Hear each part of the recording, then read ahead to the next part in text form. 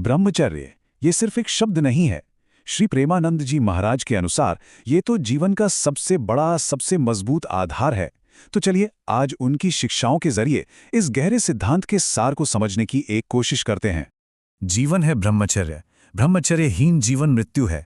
सोचिए जरा, इसे सिर्फ एक अभ्यास नहीं बल्कि जिंदगी और मौत के बीच का फासला बता दिया गया है। आखिर ऐसा क्यों है? क्यों इस एक सिद्धांत को इतना इतना ज्यादा जरूरी माना गया है? आइए समझते हैं।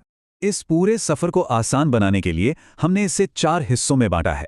सबसे पहले हम ये समझेंगे कि ब्रह्मचर्य को जीवन या मृत्यु क्यों कहा गया है। फिर एक ब्रह्मचारी की दिनचर्या कैसी होनी चाहिए ये जानेंगे। उसके बाद खाने पीने और संयम के नियम क्या हैं और आखिर में मन पर काबू पाने की कला क्या है। तो चलिए शुरू करते हैं हमारे पहले और सबसे बुनियादी सवाल से। आखिर ब्रह्मचर्य को जीवन और मृत्यु के बराबर क्यों कहा गया है? इसको ना ऐसे समझिए जैसे किसी बड़ी इमारत की नींव होती है। अगर नींव ही कमजोर हो तो पूरी बिल्डिंग गिर जाएगी, है ना? बिल्कुल वैसे ही ब्रह्मचर्य को जीवन की नींव माना गया है। इसके बिना चाहे दुनिया में सफलता पानी हो या अध्यात्म में आगे बढ़ना हो, सब कुछ अस्थिर रहता है।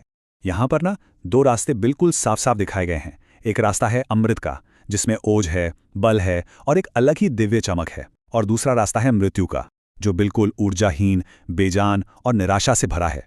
ये सिर्फ एक चुनाव है, लेकिन इसके जो नतीजे हैं उनमें जमीन आसमान का फर्क है। तो ठीक है, ये सिद्धांत तो समझ लिया, पर इसे असल जिंदगी में कैसे उतारें? इसके लिए प्रैक्टिकल कदम क्या है?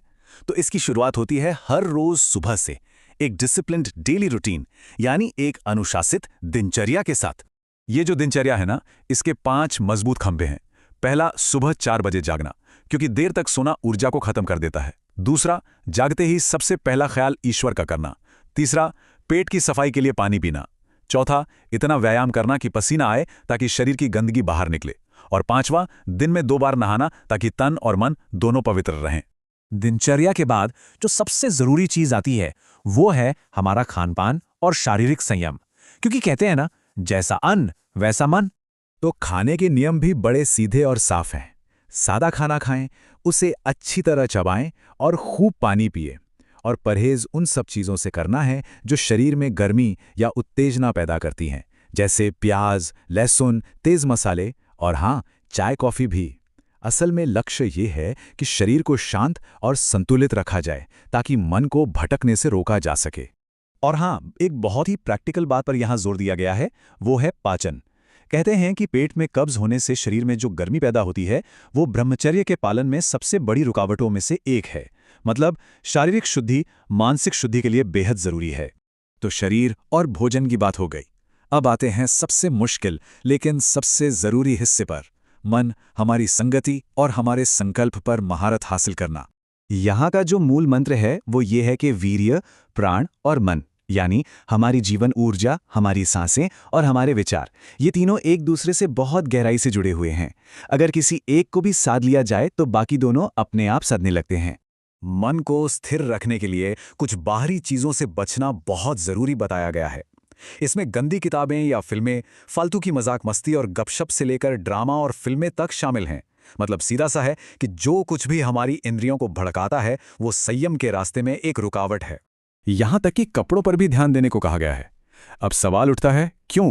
क्योंकि दिखावटी कपड़े देहाभिमान को जन्म देते हैं, मतलब अपने शरीर के प्रति एक झूठा घमंड। और ये भाव न सिर्फ खुद के मन को भटकाता है बल्कि दूसरों के मन में भी गलत विचार पैदा कर सकता है। इसलिए सादगी और शालीनता पर जोर है। और ये शायद सबसे बड़ी और सबसे गंभीर चेतावनी है। खाली मन शैतान का घर होता है, खासकर जब इंसान अकेला हो। सलाह यह दी जाती है कि ऐसे समय में मन को एक पल के लिए भी खाली न छोड़े। जब तक नींद न आ जाए उसे प्रार्थना या भगवान के नाम जप में लगाए रखे। और आखिर में ये सवाल हम सब के लिए है, सोचने के लिए कि आज के इस डिजिटल जमाने में जहां हर तरफ हर पल ध्यान भटकाने के हजारों साधन मौजूद हैं, क्या मन और इंद्रियों पर ऐसा कंट्रोल वाकई में मुमकिन है? इस सवाल का जवाब ही शायद इस प्राचीन अभ्यास की आज की दुनिया में सबसे बड़ी चुनौती भी है और सबसे बड़ी जरूरत भी।